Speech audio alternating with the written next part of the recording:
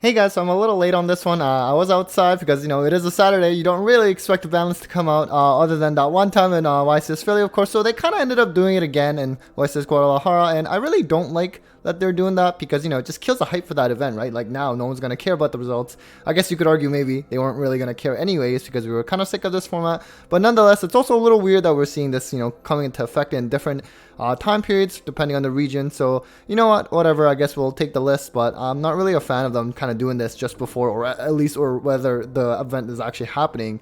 So, I did already see the list, so it's not going to be any kind of surprises or anything, but I just wanted to take this opportunity and just sort of discuss this with you, really, and just gather your thoughts in terms of the ban list. Like, Link Karibo ban, it's kind of funny, especially if this had happened a lot earlier. I think people would have saw that kind of coming in a way as a kind of like a side hit to Snake Eye Fire King, that sort of thing. But now I think it's more so that they're just trying to hit generic extra deck monsters because you see Barone and Borload Savage get banned, which, I mean, there were actually some people, several actually, who were calling for these cards to get banned, even including Appaloosa as well. That would have been nice, but I think this is actually kind of a nice start. You're not going to see as, like, I guess, as generic end boards for a lot of different decks with these gone. So I think that's pretty cool to see. Summon Limit being banned, I'm really glad to see. I actually had that in like my own predictions, and I know a lot of people were saying, hey, like, it should just probably go to 1, just like some of the other ones. But really, I think Summon Limit, and you could argue Anti-Spell as well, but you know what? I'm glad it's gone because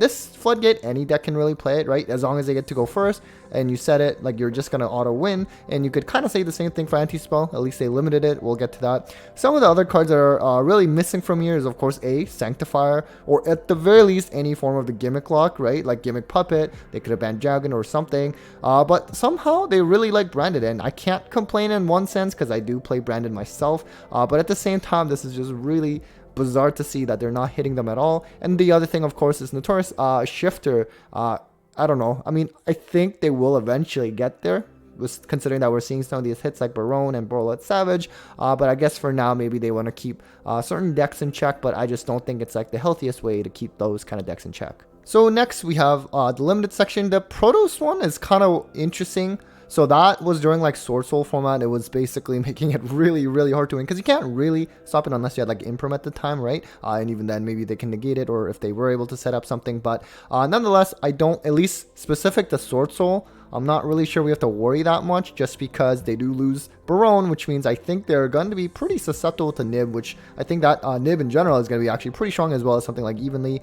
Title, I think most people probably saw that coming because they've been slowly playing the Dragon Rulers back to 1. I don't think that's really a surprise. The Colossus was definitely a surprise. Thunder Dragons pure themselves, I don't think would be that good. I mean, without Colossus, they were playing sort of this like Titan control kind of deck, and it was honestly really bad.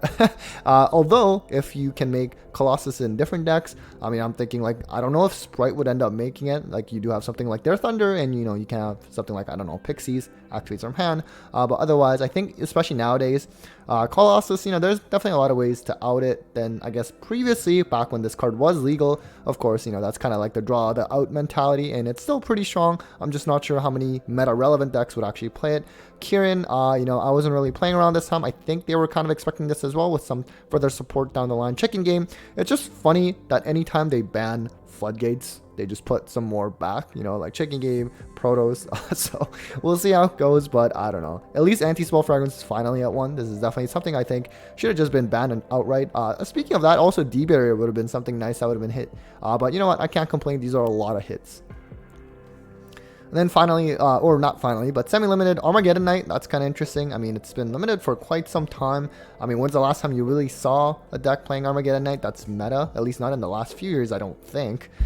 Pearly Delicious Memory. I'm a little bit scared of this one just because, a big fat noir, pretty hard to out for a lot of decks. But, I mean, I guess perhaps they hit it a little bit preemptively. They did hit them pretty early. I remember right after like Cyberstorm Axis, was it? So it's almost been actually a year now at this point, I guess. So you know what? I guess Pearly can sort of have some cards back in that sense. I mean, they are kind of in like the tier 2 rogue section before this, just because at least purely in terms of tops, they weren't converting as well. But you know what? I think they'll kind of make a comeback now.